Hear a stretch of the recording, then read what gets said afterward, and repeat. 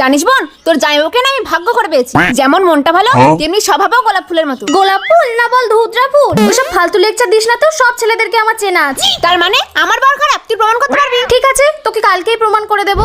আরে কি ব্যাপার, তুমি আমাকে এখানে নিয়ে এলে কেন? জিজু, আমি তোমাকে ভীষণ ভালোবাসি। সে কি মিষ্টি, তোমার দিদি জানতে পারলে আমাদেরকে আস্ত রাখবে। আমি অত কিছু বুঝি না, আমি তোমাকে ছাড়া বাঁচবই না। সত্যি তুমি আমায় ভালোবাসো? কেন বিশ্বাস হচ্ছে না? বলো কি করলে বিশ্বাস হবে?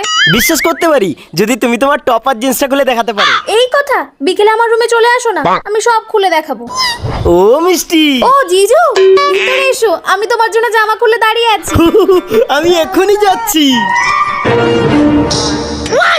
তুমি আমাকে এইভাবে ঠকালে? ইমো, আমি কেন ঠকাবো? তুমি যে বললে আমাকে তোমার জামা খুলে দেখাবে। এই তো টপ আর জিন্স হাতে নিয়ে দাঁড়িয়ে আছি, দেখো। হারামজাদা, তুই আমার বোনের জামা